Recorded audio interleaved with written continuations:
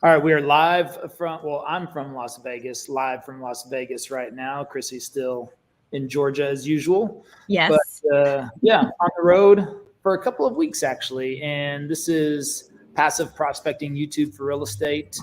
On my laptop, I'm here in an Airbnb, and I'll just kind of get into that story here. Just start off with, right? Why am I in Vegas for 3 weeks pretty much? And it's really...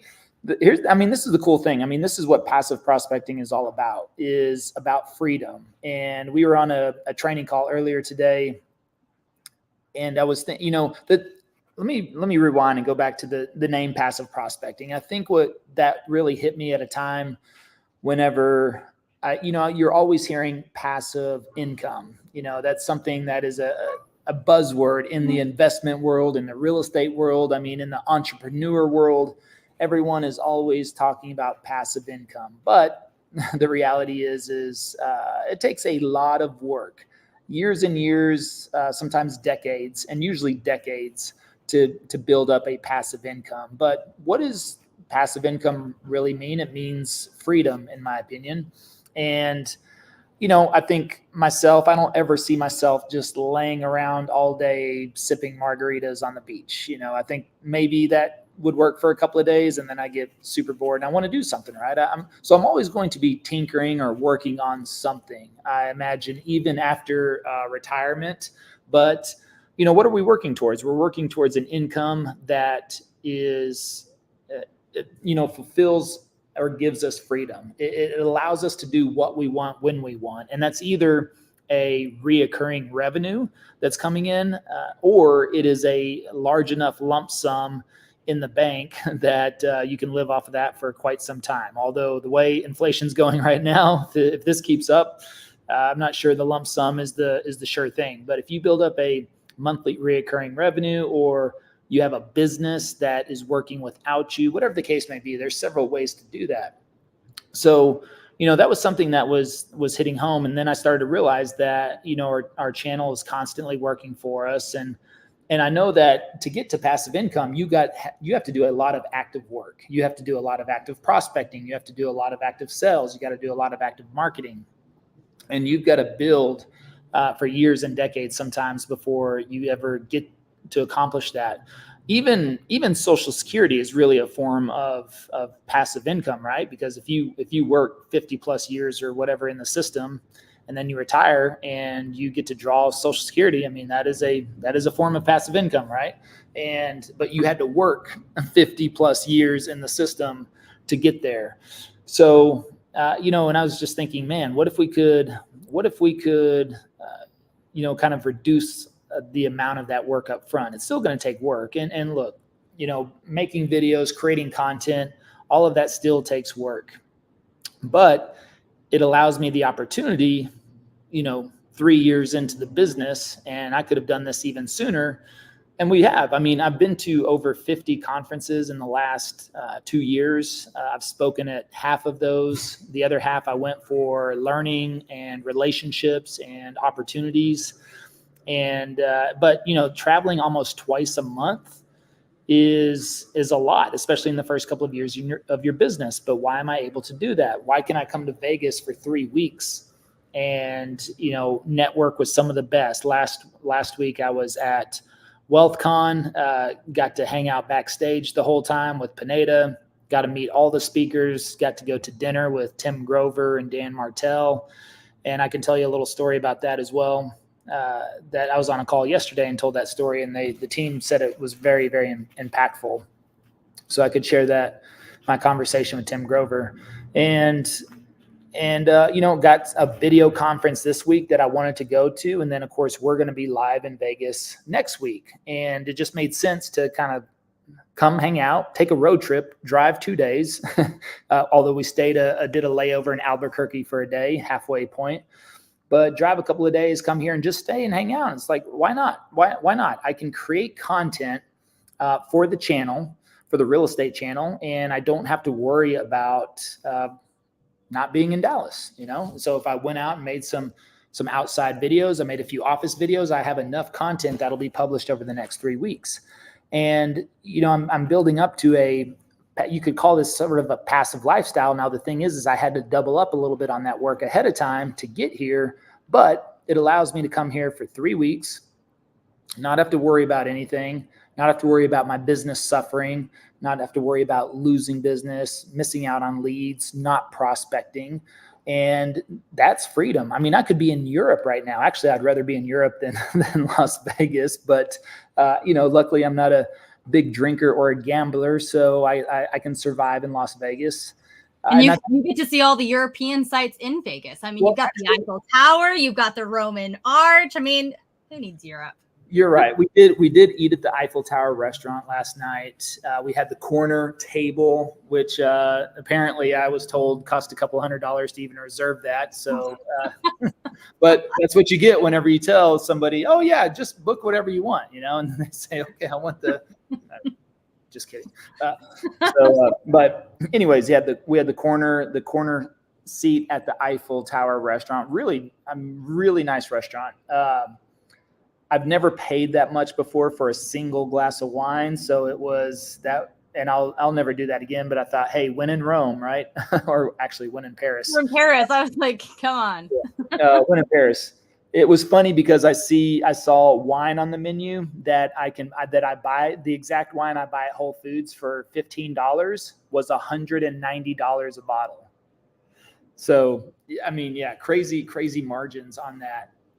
But we came here. I would rather be in actual Europe or Paris. That would be cool. And actually, I guess at the end of the year in October, we plan to go to Barcelona for a couple of weeks. Travis has his race. He wants to run an Ironman. Speaking of freedom, clearly he's got time to train for an Ironman. And then we're going to go spend a couple of weeks in Spain, maybe even make it over to Portugal. I think that would be cool.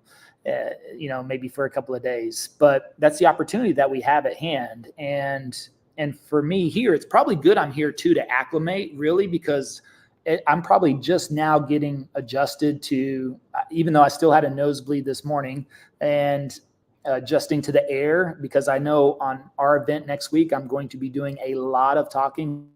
So it's probably good that I was here 2 weeks in advance and I still don't think I'm adjusted to time. I don't know. The time is, still a little off for me, but that's the point, is that because of passive prospecting, I don't have to worry about my business, and my business is still growing and, still generating leads and of course clients under contract. And we've been generating a lot of business so far. So it's been a good year, a good start. And that's the opportunity. Again, when we think about why are we doing what we're doing, it's for this legacy of a business, not just from I talked about this yesterday actually as well, which was, Patrick Bet-David. I heard him talking the other day about legacy. And that was something that was never really a big deal to me. I don't have this urge to have the, my name carried on through history. And I think mainly because that's my belief in a life after this life, and so this life is really of this earth. And, I'm looking towards a different life, after this. And so I think from that standpoint, for those that are religious, it's just been something that, yes, do I want to make an impact while I'm here? Yes. But do I need to be the Steve Jobs or the George Washington? No, I mean, not really. I don't think I have the drive. I mean, I could, but I don't really, that's not a desire, I could say. It's something, if I wanted to work towards that, I'm sure I could accomplish. But, really the thing about making videos is, and this is what I was talking with the group yesterday, is, my mom passed in January, and I think about the legacy she left behind, which was photo albums.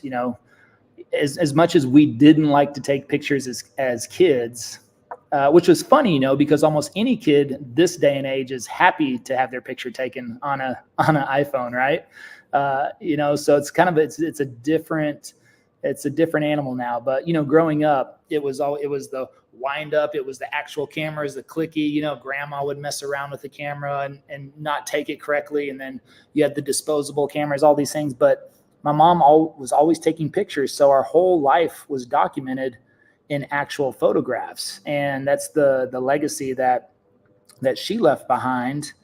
And it's something that anybody I've ever had over at the house, and my mom that was the first thing she always liked to pull out was the photo albums and show them all my childhood pictures and really just, brag, I guess you could say, brag about me being a good kid, usually most of the time. Might have skipped some teenage years, but it was, and that was the legacy. And now I think about what I have on this channel, just one channel, just on the real estate channel of, we're approaching 500 videos. And that is something that, however long this world does last after me, which, by the way, my parents thought it would be over in the 70s.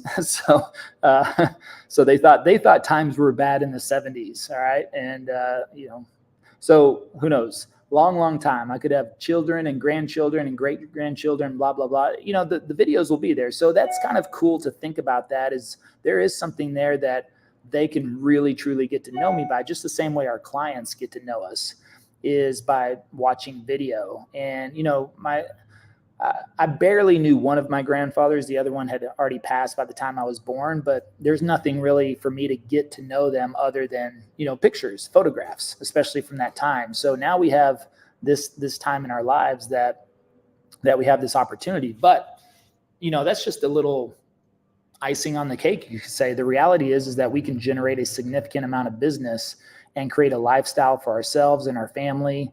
And, that's what it really comes down to. I know real estate agents are always, they are criticized, and a lot of times by spouses, as working too much. The industry is known for this hustle mentality, this constant work. And I don't believe in that. I don't buy into that. That's one of the reasons I love working with Ryan Pineda so much, is that, he's forever, since really starting his entrepreneurial business, he's taken weekends off and goes home at 5:00 and spends time with his family, and has built, very successful businesses doing that. And he doesn't buy into that. He believes in a true balance and spending time with his family and being present with his family. And so, just something with having that type of grounding really attracted me to, wanting to further, my pursuit of his business model and what it's like. Plus, he's in real estate, he's in content. And so it really matches the direction that we want to head in. But, overall, it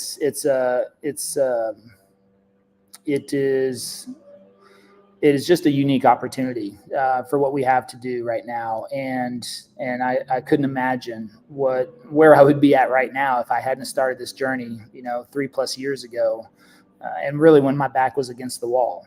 And, I was on a podcast yesterday with Omar at his office, Omar El Takori. And it was, he was asking me, he's like, why do you think people just, don't get started? Because he's got a training and coaching program. And it's like a lot of people come in and they don't get started. And, I just said, it's a various number of reasons. It could be fear. It could be laziness. It could be that there's not enough motivation as far as external factors. I'm not saying that you're not motivated, but maybe there's not enough external factors pressing you. Because if you got a financial situation, you're either going to dig yourself in a deeper hole or you're going to fight and claw your way out of that. And I've seen people come in to our programs broke, nothing left, and they take action and take names, and they get rocking and rolling, and they start producing very quickly.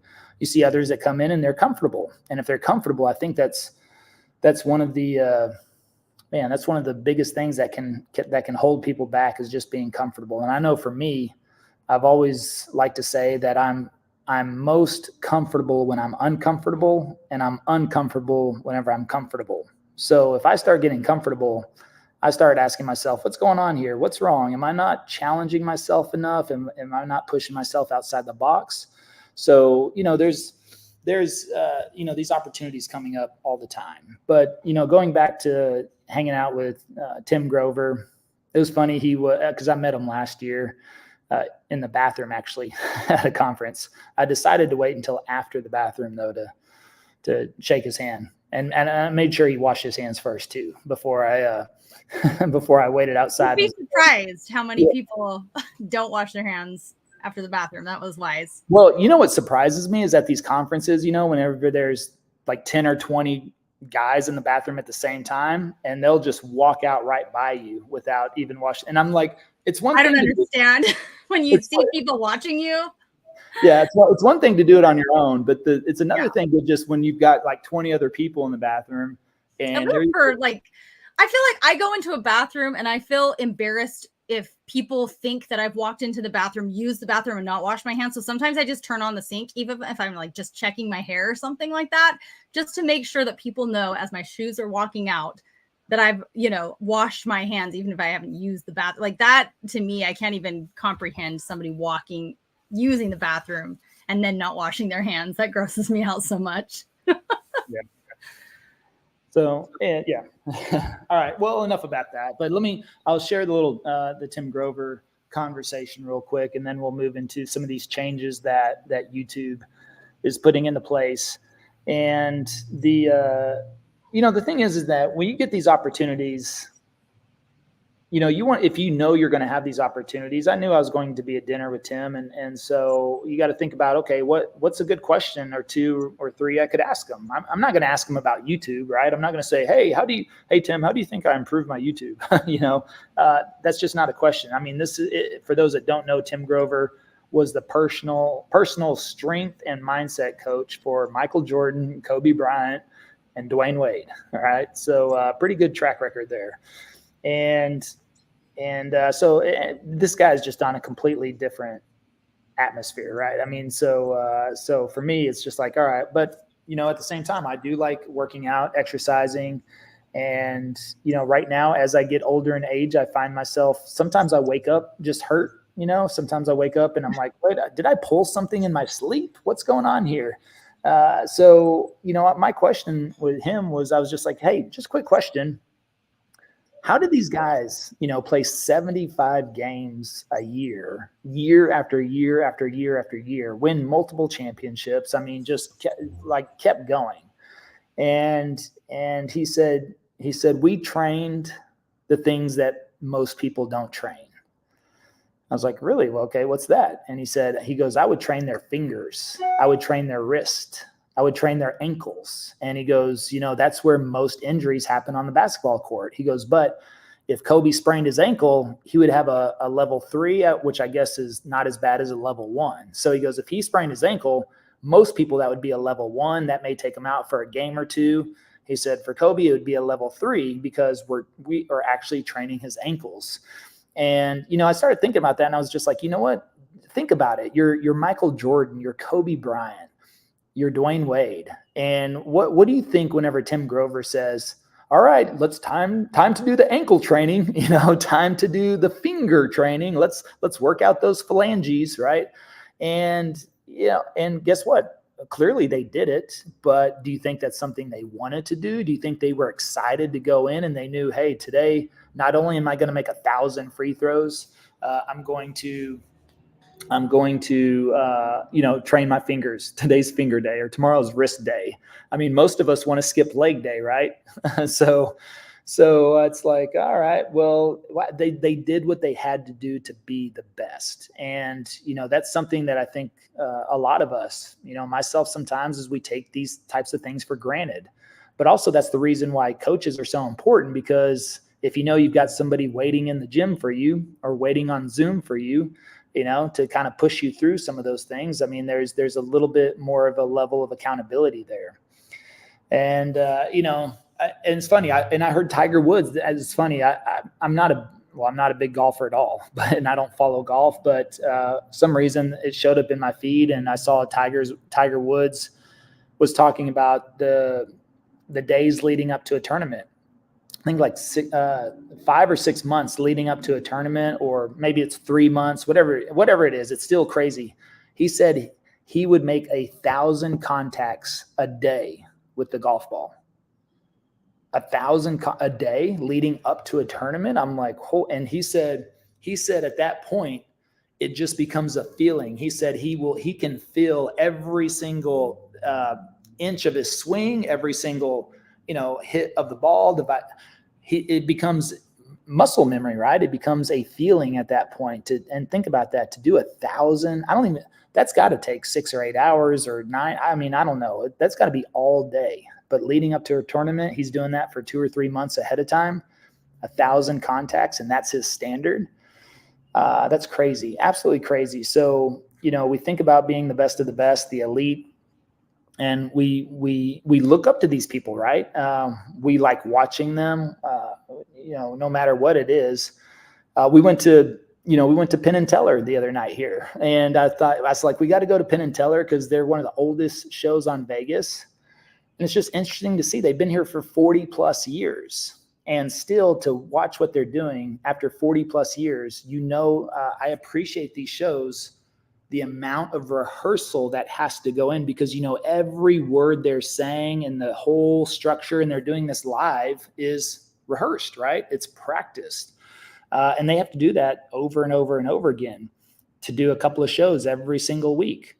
And they've been doing these shows for 40 plus years. I mean, that's just commitment, dedication, and repetition. And so, that's something that we have to get into, that mindset and that mentality of doing the same thing with YouTube.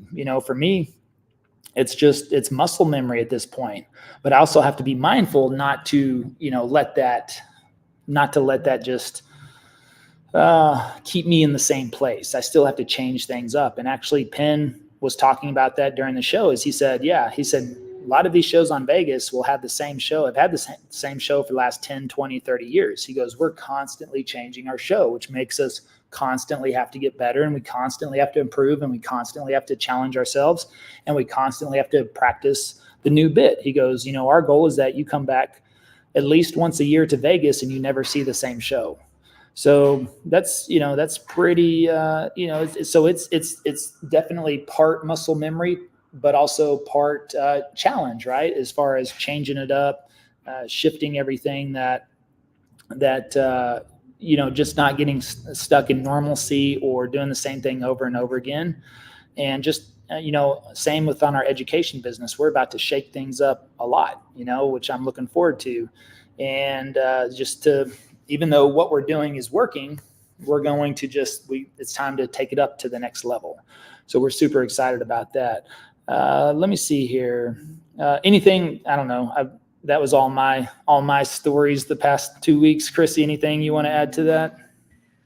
Only that I hear a lot of people have to exercise their rotary cuffs, and I can see why, because I pulled my neck the other day peeling an orange, and that's not a lie. So I spent all day the day before working on design stuff, and the next day I peeled an orange, and that's how my neck felt for the rest of that day. So yeah.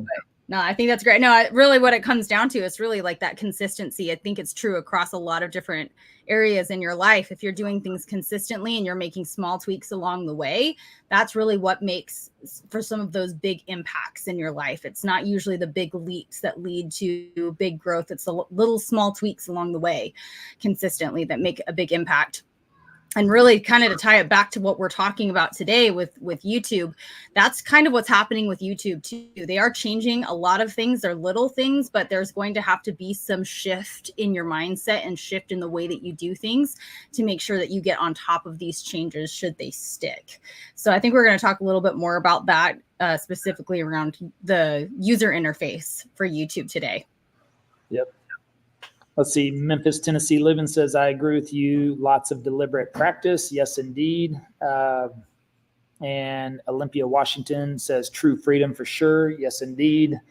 And living in LA, California. Thank you. Thank you. Appreciate that. Very kind of you as well. So, all right, let me share my screen and jump up in here and take a look at this. Some of you might have noticed, although I think they're A/B testing this with certain accounts. They are. We'll see if it sticks. Most of the feedback has been negative. So really? We'll see. I mean, a lot of people, especially Reddit is on fire right now with just hot anger about this new interface. So hopefully it doesn't stick because I don't particularly love it. However, I do think there's ways for everybody to get on top of some of these changes so that they don't make a negative impact on your channel. So I think, that's what we're going to talk about today is like worst case scenario, hop on it. It's very possible they'll roll these changes back though, because the talk has been negative so far.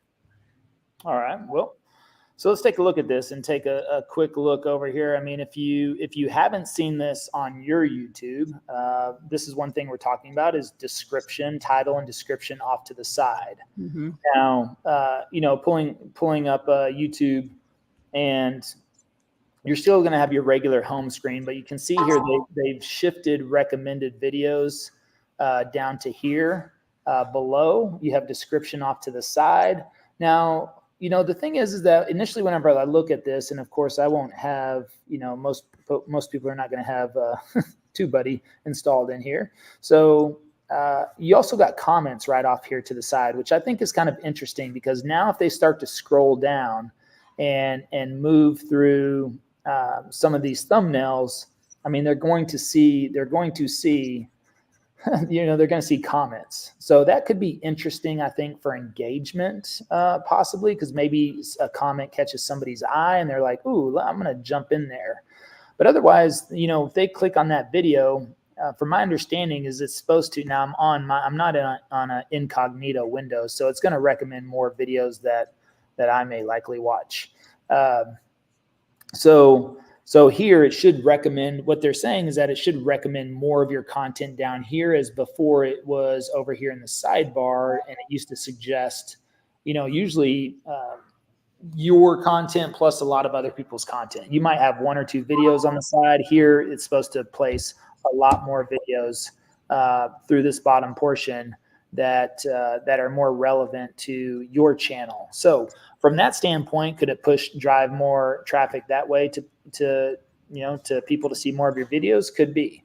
I do like, just with a quick scroll, and this should not be here, of course. Let's just assume that my TubeBuddy is not right there. All right. Well, I do like that, we have a pinned comment, and this is something we've always advocated for, is a pinned comment with our contact information. That could possibly, I should probably look at this on an incognito window and see what that looks like. Because then that could definitely be positive. Mm-hmm. Yeah, actually, now that we're talking through that, let me pull that up. I think the big concern, and kind of what I've seen as feedback from general YouTube audiences, is that it's a lot of noise, just because you had like a limited number of videos that you could see on the right-hand side, and now you have to compete with like an endless scroll of thumbnails on the bottom part. So, people are worried that they're going to have more competition with the thumbnails. So I think that's probably a genuine concern for a lot of people, because there's a lot of thumbnails down there. Now there's not an end to it, versus before, you had one single line of those thumbnails on the right-hand side. So it was fewer to compete with and a little bit more targeted in what people were looking at. But now they've got a lot more options. So that is going to make an impact, most likely, if that does stick. Yeah. And actually I pulled it up on incognito and it has it the old way. So that's beta for you. That's all right. So let's go back through here and take a look at this. So this could be a benefit. Let's say my TubeBuddy analytics are not right there. Then contact information, pinned contact information, could be very visible without scrolling at all. So that could be a huge positive. Now, this was the same kind of on before as well, as you usually had about 3 lines that you could see before having to click on see more, which is right there that I covered up. But so this also, I believe, like your first 3 lines could be pretty important as well, which they've always been before when they were down here. You could see that. So, but now your title is here. We have a shorter, smaller. Yeah, we have a shorter title on this one, but clearly, if they're here, they've already clicked on the video. So, whether that's a big deal or not. I know one thing that I don't like is I have to double click to get to the actual description. So I have to click one more time for more, and then I have to click show more. But now here's the interesting thing is you have very quick access to chapters. So people could maybe come through here and skip around. I think some may argue that that's bad, for people to jump in and skip around, but we know that chapters are searchable, especially on Google, and YouTube likes them. So we see benefit in those, but also like our Google business profile is linked right here as well, which is interesting because, here, and that's been linked before on our other videos, because we linked that on our Google business profile, our YouTube page. It's the only place that we link our YouTube page because, again, of course, people are searching on Google and they're more likely in research mode and willing to watch videos. So, if they are on Google and they find our Google business profile, then they're more likely to click and come over to YouTube and check out some videos. So now that's how it links our Google business profile into our YouTube profile here, which is pretty cool. But now I have to actually click show more to open up the description on here. Yeah. So again, is a couple of extra steps, and in any marketing world, they'll always tell you the less steps to take, the better. And you can lose people even just with that extra on there. You run the risk of I guess, people disengaging on there. Yeah. Now, some will that's say been the feedback too. It's been sensory overload for the general, and this is general YouTube audience. They're saying it's sensory overload because they have to navigate so many different places to find stuff. So really it comes down to just simplifying everything that you're doing and making every single line of text as impactful as possible, even more so than before. Yeah. Yep. So let me see. Let me go back over to that page. But otherwise, and this is something else. Now in here, we've talked about our subtle calls to action that we have in here, which we, usually 3 times throughout the video, we have this pop up: moving to Dallas. Check the description for more info. All right. So we just had to change that, because we used to have check the description below and an actual arrow pointing down. So, this is an interesting point too that I have discussed in the past. I've never recommended, putting your phone number, contact information on the video itself, because if you don't own that phone number outright, or anything could happen, who knows, with hackers and cyber warfare and all this other stuff going on these days, right? I mean, who knows what is actually yours? I mean, even if you buy a movie on Amazon, you're not really buying that movie. It will expire within 12 or 24 months or something like that. You don't really own that movie. It's not like you have the actual DVD, on your shelf when you buy it from Amazon. So in a digital world, what do you truly own? And that's the same with phone numbers. So if you're buying phone numbers through a CRM or something like that, yes, maybe you own it at the time, but that doesn't mean that's protected forever, which is why we've put, and I learned this from my own problems, and if that phone number ever has to change, it's so easy to change it in the description than it is if it's plastered on your video. And it could happen. We've seen this with emails, right? People with brokerage emails that say, I'm never going to leave my brokerage. And then they leave their brokerage. And I buy YouTube. That's it. So phone numbers, those types of things. But here we were, this is something, I never really anticipated YouTube was going to move descriptions to the side. So we had that little call to action: check the description box below with an arrow pointing down. Again, we're thinking, let's make it real easy for people. And we know people are smart and know these things, but still, hey, check the description. It's a very simple, subtle call to action, like I said. And now we've had to change it to check the description for more info, right? And we changed out the arrow with the little phone. So, that's something that, again, anytime you do something that we think is going to be permanent, just be mindful of that. So now I know that check the description for more info. That is an evergreen call to action. I don't have to worry. YouTube can put the description at the top, on the side, on the bottom. It doesn't matter to the left. and it's still directing people of where to go. So something to keep in mind. And, you know, anytime we look at these types of things, that's what we want to be mindful of. So, you know, other than that, let's see here. I see a couple of positives, a couple of negatives. I think it just feels awkward. I mean, if YouTube goes through and keeps this change ongoing, you know, we'll have to live with it and we'll get used to it eventually. But otherwise, for right now, I do like that our pinned comment could be up here on the side directly underneath this. So we have contact info very visible. That could be pretty cool. You know, it's very simple. It looks like to hit the like button. I don't know where the subscribe there. I guess on the other version, it used to have just or I guess the subscribe would still be on the video, but I'm just thinking, I don't know if they used to have a subscribe link over here. So yeah, I think they've moved that a couple of times too, because I don't know where it went either. And it was over there on the right. Yeah. So I mean, the good news about some of these changes too, in my opinion, is that I think a lot of them they're small, but it just kind of emphasizes, it goes back to kind of those key pillar principles that we talk about throughout, you know, our courses. It's just, you have to make sure that, you know, your thumbnails, your titles, and your descriptions are solid and they pack the most value in as quickly as possible, because YouTube has always been about the viewer experience. The better the viewer experience, the better your videos get pushed out to your audience and the better your reach is. And so they're always coming up with new ways to try to increase that and enhance that. My personal guess with this is I think they're probably going to keep a couple of the changes and they're going to roll back a significant number of these changes too, because they're seeing from the feedback from other people that are using the platform and using the UI, the beta version.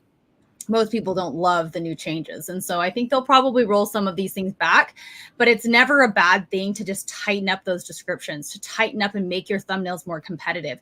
You have to be looking at the thumbnails that are coming out and innovating and changing. You can't just stick to the same thing. You'll notice a lot of our thumbnails over time, like we started very, very simple, and now we're kind of getting a little bit more creative. We're changing, you know, every week we change a little bit of something. We stick to kind of our main design principles and we kind of stick to the same kinds of themes, but ultimately we're coming up with more creative ideas for those thumbnails. So you have to continually be looking and innovating and changing with the platform, because ultimately that's what's going to lead to the best viewer experience. And that's really what leads to the better reach. It's not like you're going to have to make these massive changes overnight on every single thing that you're doing, but tightening things up is definitely something. This is just a good reminder that you always need to be doing that. Yep.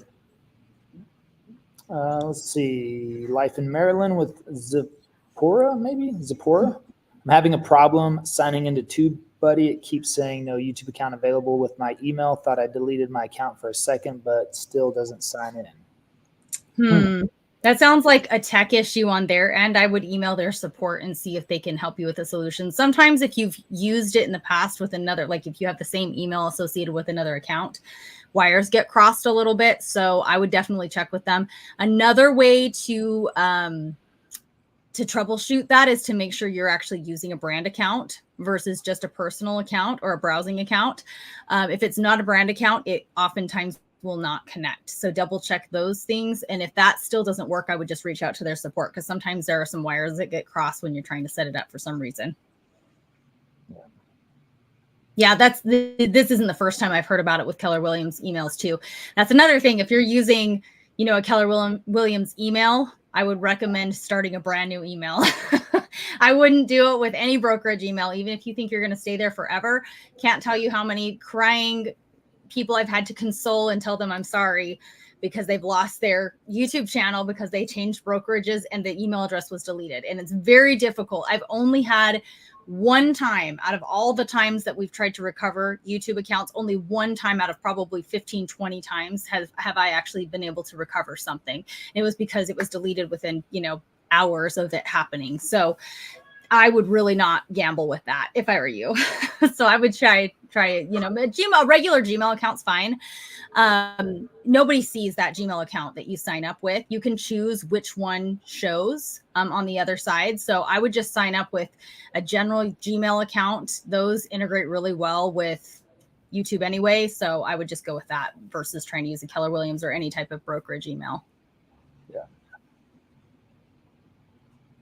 Awesome. Well, looks like we're at the end of our questions. So, again, always we have to work with changes, right? So whether this is permanent or temporary, just keep that in mind, especially if you're doing calls to actions. If you're in your videos and you're saying, check the description box below, something else you want to keep in mind. So you may want to say, hey, check the description for more information. If you want to give me a call, shoot me a text, or send me an email. Something that simple. So think about that. So again, sometimes even what we say on our videos, we need to make sure is relevant, because we don't want to steer people down below to the side, but also check your account. If you're logging in and you're still seeing the description box below, then you're probably not part of that beta test right now. And we'll see what happens. But for us to keep it safe, we went ahead and changed our call to action, made that more evergreen. I'll have to memorize or, be mindful of that too, what I'm saying in the video, because we do develop habits with what we say. So, I might probably catch myself a few times if I say, hey, check the description below. I'll probably have to catch myself and just say, hey, check the description box for our contact information.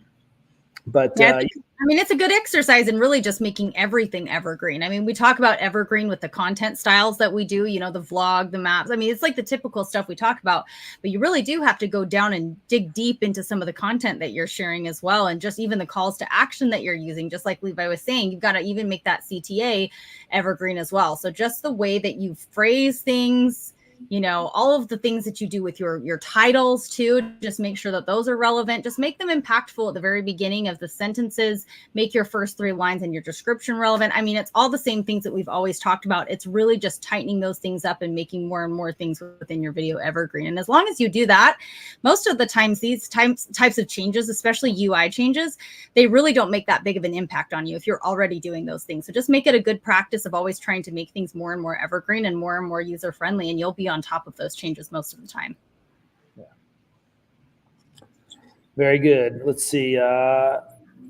Living in Northern New Jersey, excited to see you next week. Let's go in Vegas. Excited for that opportunity here. We're going to have Sean Cannell, Ryan Pineda, which is going to be awesome. They're going to stop by at the conclusion of our event each day, kind of close it out, give some wisdom, give some insight. We've got some dinners planned. We've got the VIP suite party happening. We've got our accelerator day following that. I mean, it's going to be a lot, 3 full days jam packed.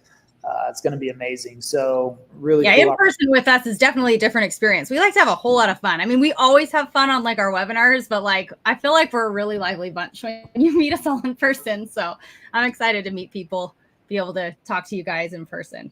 Be fun. Yeah, we do have fun on Zoom, but it's also, it's Zoom, right? So it's you've got this box instead of you've got a whole room full of energy. So it's going to be a lot of fun. Yeah, I can't even play all the music I want to play on Zoom because they distort it. You just got to learn to use the sharing feature, right? I'm going to teach you to do that one of these days. I've been wanting to walk through this song. It's my content creation motivational song, and I've been wanting to share it. It's perfect, and I can't do it on Zoom. I've been wanting to do it on our 2-day events, but I can't do it on Zoom because it's licensed. Yep. But I could do it live. We could do that. We could start it off. We could have our theme song going. It could be good, really good stuff. Yeah, it's going to be fun. Lots of fun. 3 days. And I mean, it's great too, because really we were telling people on our training earlier today, this is going to be even more in depth than we usually go. I mean, we go in deep dive mode when we go into our 2-day events and some of our other webinar trainings that we do. But this is like a whole other animal. When you get to introduce some of the best speakers in the industry, and, they come in and they talk about really a well-rounded business approach, not only just YouTube, but just everything that you're doing as a business. It's going to be unbelievable. I can't wait to see some of the transformations that happen while we're there. It's going to be great. Awesome. All right. It said, thanks for the insights. Appreciate you, Olympia, Washington. And thanks for the updates. When's the next one? I don't know. So I can't make it this year. All right. When's the next one? I have no idea. We talked about it. I don't know. If we did a second one this year, it'd probably be September, but I don't know. We'll see. Maybe we may just save it for next year, but we've got a lot of stuff going second part of the year. Some stuff we haven't even talked about yet. So All good stuff. All right. Well, thank you for joining us today. Hopefully you found that helpful. You can still register if you want to show up in person next week to Vegas. If not, catch us on the next virtual event as well. Actually, we'll be doing a hybrid. So, if you can't make it, jump on the 2-day virtual. Yeah, tickets are almost gone for our in-person. So you'll have to jump on that probably tonight. I don't even know if we're going to have tickets tomorrow. So that's probably already sold out. But hey, we've got lots of virtual tickets and we're going to have a whole lot of fun there too. So we've got a whole new experience for people who have been to any of our other events before. Yep. Make sure you check the description, whether you're on YouTube or the show notes, if you're listening on wherever it is. Yeah. Up, down, left or right, somewhere around. So you can check it out there. And well, until next time, we hope to see you on YouTube.